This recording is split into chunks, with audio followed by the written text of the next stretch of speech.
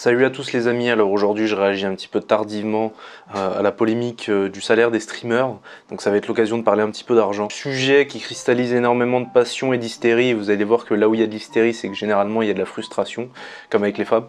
Que s'est-il passé? Je vous propose déjà de lire un petit peu un article que j'ai choisi pour relater un petit peu les faits. C'est la grosse actualité du jour, l'intégralité du code Twitch a fuité sur la toile. Si le leak comprend des informations plus techniques et plus dangereuses comme des données confidentielles des utilisateurs, elle révèle également combien gagnent les streamers de la plateforme. Et 81 d'entre eux ont en effet touché un montant de 7 chiffres grâce à Twitch. Des chiffres vertigineux qui ont été confirmés par Adrien Nougaret, Deezerator, sur son compte Twitter. Le streamer aux 1,1 million d'abonnés sur Twitch a en effet réagi à cette fameuse liste, mais rappelle un point primordial, les chiffres cités ne sont en aucun cas des bénéfices mais un chiffre d'affaires, et comme pour toute entreprise, cela inclut des frais pour les salariés et pour les frais de production. Pour vous donner des fourchettes, dites-vous par exemple qu'une Zilan coûte plus de 400 000 €, qu'une TM Cup en coûte plus de 500 000 et probablement le double à Bercy, et que même si ces événements se financent aussi grâce au sponsoring et parfois billetterie, je mets souvent de l'argent pour stabiliser financièrement l'événement et payer les gens. Alors selon moi, déjà la première heure, c'est se justifier de gagner de l'argent. Tu aurais pu avoir 5 millions de trésorerie ou sur ton compte courant que tu utilises pour te payer des escortes ou organiser des combats de nains. Tu fais ce que tu veux, cet argent-là n'est pas grugé. De 2019 à 2021, vous streamers avez diverti les gens pendant je ne sais combien d'heures, vous leur avez apporté de la valeur et en échange vous avez reçu de l'argent. Voilà, donc le contrat est rempli. Je vois pas ce qui justifie le fait de mettre un genou à terre pour essayer de se dédouaner du fait de gagner de l'argent.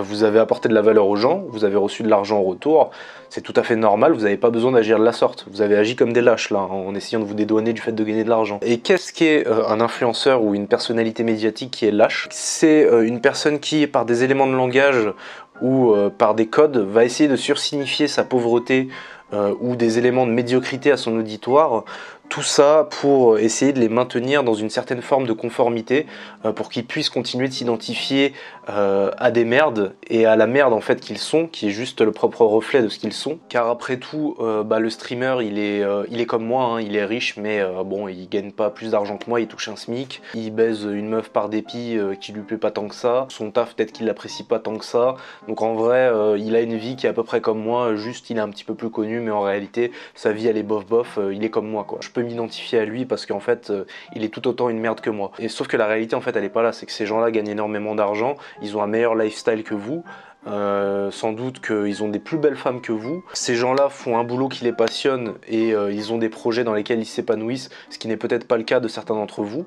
Donc en fait il serait temps d'affronter la réalité en face, qui est qu'en fait il y a des gens qui ont une meilleure vie que la nôtre, et en fait c'est pour ça qu'il faut se bouger le cul tous les matins. C'est pour ça que tous les jours, personnellement, moi je me bouge le cul pour essayer d'avoir une meilleure vie que celle que j'avais il y a 1 an ou 2 ans, il y a 3 ans, ce qui est déjà le cas actuellement, et j'en suis très fier. Mais arrêtez de croire en fait que les gens que vous suivez et qui ont de la notoriété, juste parce qu'en fait de temps en temps ils se font des vannes entre eux et que de temps en temps ils vous montrent certains côtés médiocres de leur personnalité qui existent bien évidemment, parce qu'on n'est pas tous parfaits, mais c'est pas parce que ça existe qu'en réalité le à côté qui sont des critères factuels et qui témoignent d'un certain statut social, en fait tout cela doit normalement vous rappeler que vous devez vous bouger le cul. C'est ce qu'on appelle la stimulation par esprit de compétition, et c'est ce vers quoi normalement tous les influenceurs devraient faire tendre leur auditoire, plutôt que d'essayer de leur faire croire qu'en réalité ils sont tout aussi pauvres qu'eux, que ces influenceurs là souffrent tout autant qu'eux. Pourquoi ne pas faire avaler à son auditoire la dure réalité qui est que la célébrité, la popularité donne un certain pouvoir que vous n'avez pas en tant qu'auditeur. Il ne s'agit pas de s'en cacher, c'est les gens qui vous disent que la notoriété ne leur apporte rien dans la vie, c'est faux. Ça a des côtés positifs et négatifs bien évidemment, mais ça a beaucoup de côtés positifs, et essayer de se dédouaner du pouvoir qu'on a acquéri par nos efforts et par notre travail, en essayant de rassurer certains clochards qui peuvent nous suivre pour les conforter dans une certaine forme de misérabilisme, moi je trouve que c'est inacceptable. Ce n'est pas vrai. Moi personnellement j'ai travaillé pour acquérir la notoriété que j'ai aujourd'hui. Aujourd'hui je gagne bien ma vie parce que j'ai fait des sacrifices pour, et il y a des gens qui aujourd'hui ont fait des plus gros sacrifices que moi, qui ont travaillé plus que moi, ils gagnent mieux leur vie que moi, et j'en ai conscience. Il y a des gens qui sont au-dessus de moi, et ça me motive tous les jours à me bouger le cul. Et en fait c'est ce qui devrait vous motiver vous aussi à vous bouger le cul. Et c'est pas normal en fait que ces gens-là, qui en fait sont suivis par énormément de jeunes, continuent de leur faire croire en fait qu'ils sont pauvres. Ce n'est pas vrai, ils sont pas pauvres, ils ont une bête de vie, ils vivent très bien, ils ont sans doute de très belles filles à leur côté, ces gens-là kiffent leur boulot, et si c'est pas votre cas, bah bougez-vous votre cul pour que ça soit le cas pour vous. Autre sujet désormais, les impôts. Sachez que je suis résident fiscal français, contrairement à certains streamers qui commencent à trop gagner à leur goût pour habiter ici et s'évadent dans des paradis fiscaux. Malte, le plus connu pour notre milieu. C'est leur choix et leur vision de l'argent et de la fiscalité, mais ce n'est jamais mon cas. J'aime trop mon pays, ma famille, mes potes, ma ville et tout ce que j'ai construit ici pour déménager ailleurs. J'en profite d'ailleurs pour dire que je trouve ça étonnant de vivre à Malte. Voilà, donc là en fait on va aborder un sujet qui est extrêmement tabou, qui est le sujet de la redistribution. Moi ça me fait chier de savoir que mon argent est redistribué dans des bourses étudiantes qui vont être claquées à McDonald's, à Citadium, à Zara, à tout ce que vous voulez. Ça me fait chier de savoir que mon argent est utilisé pour financer les retraites de gens qui votent à la destruction de la France depuis des décennies. Nicole, 68 ans, a découvert l'appel aux retraités pour contrôler les... J'ai pas hésité une seconde, non. J'ai tout de suite été partante pour aider. C'est tout à fait gratifiant. Je peux rendre service, je sers à quelque chose. N'oubliez pas qu'en fait tout ce qu'on vit depuis 2 ans c'est pour protéger ces vieux-là. Oui, ça m'énerve en fait de savoir que sous prétexte d'universalisme et d'égalité et de justice sociale, on me prenne les fruits de mon travail pour les redistribuer à ces gens-là. Il faut prendre conscience d'un truc, c'est que ces gens-là ils existent. Ces gens-là ils existent et ils touchent les fruits de mon travail au nom d'un système de redistribution universelle qui n'a pas lieu d'être. Ces gens-là votent massivement pour Macron. Ça me fait chier de savoir que je finance gracieusement les bouteilles de rosé et de vin de boomers de merde qui votent pour des décisions qui sont absolument merdiques et qui entravent mes libertés et qui entravent les libertés d'énormément de jeunes en France. Et en fait, tant qu'on ne définit pas de frontières morales, culturelles, raciales, tout ce que vous voulez, ou autrement dit une définition claire de ce qu'est la communauté française, en fait le système de redistribution des richesses il est obsolète. Parce qu'en fait les gens que vous détestez vont percevoir justement les fruits de votre travail. Il n'est pas normal que dans un pays où il y a des fractures idéologiques et morales qui sont extrêmement profondes, on puisse échanger des ressources à tout va. Mais pourquoi est-ce que ces gens-là qui en fait font le choix de l'optimisation fiscale se font insulter en France? Parce qu'en fait ils ont choisi de quitter un avion qui est en train de se cracher. En fait ça c'est un instinct qui est naturel chez l'être humain. Quand vous voyez un de vos pères qui est en train de s'en sortir et que vous êtes en train de vous cracher et que vous êtes en train de mourir, vous essayez justement de tirer les autres vers vous de sorte à ce qu'ils meurent aussi avec vous, car c'est une façon de vous rassurer, de vous dire qu'en fait on va tous mourir ensemble et que personne ne doit s'en sortir. Sauf que la réalité c'est pas ça, c'est qu'il y a des gens qui vont s'en sortir, moi je vais m'en sortir, il y en a beaucoup qui vont s'en sortir, et en fait c'est éternel, c'est-à-dire que le système de redistribution favorise le parasitisme. Les parasites veulent redistribuer ce qu'ils n'ont pas produit parce que ça les arrange, mais en fait ça n'empêchera pas qu'à mes yeux et aux yeux des gens qui se bougent le cul tous les jours pour essayer de s'en sortir et d'améliorer leurs conditions de vie, ces gens-là seront des merdes, et porter l'étendard de l'égalité et de la justice sociale, ça ne suffira pas. Au bout d'un moment il y aura rupture, et c'est ce qui se passe déjà actuellement, c'est-à-dire que les gens en fait qui ont du talent, qui sont productifs, qui ont envie de se bouger le cul, les gens qui ont de la valeur, qui créent de la valeur se barrent dans d'autres pays. Et ces streamers là en question qui ont fait le choix du départ et de l'optimisation fiscale, c'est parce qu'en eux il y a la volonté de vivre, il y a une volonté de survivre, et ils n'ont pas envie de perpétuer un système de parasites, car en fait ils ont eu le flair de comprendre que la France est un pays de parasites et d'assistés, et en fait tous les gens qui bossent le savent, la France est un putain de pays d'assistés. Payer des impôts c'est financer cet assistanat, donc en fait ce qui va se passer c'est que les gens qui ont de la valeur vont arrêter de payer des impôts de façon tout à fait légale, tout le monde va se barrer, tout le monde va arrêter, et en fait ça va faire chier les parasites, et en fait les parasites vous allez rester entre vous. Voilà ce qui va se passer dans les années à venir, je vous l'annonce, je suis prophète, les gens qui ont de la valeur vont se barrer, et en fait les parasites vous allez rester entre vous et vous allez vivre dans votre paradis perdu communiste, et puis après on verra ce que ça donne, et puis on se dira, on fera un débrief dans 10 ans si vous êtes encore en vie. Autre chose qui m'a énervé, c'est les gens qui disaient que c'était pas normal en fait que les streamers touchent autant d'argent. Ce n'est pas normal qu'ils touchent un aussi gros salaire alors que d'autres personnes font des boulots qui sont beaucoup plus éprouvants et touchent 20 fois moins.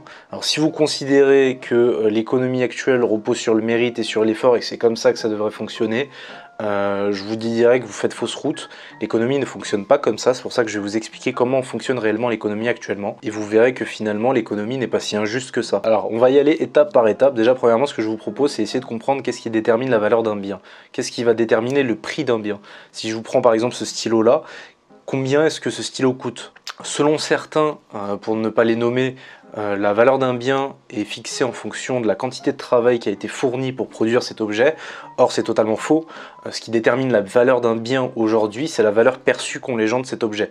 Pour prendre un exemple qui est très concret, par exemple, on va prendre ce stylo-là.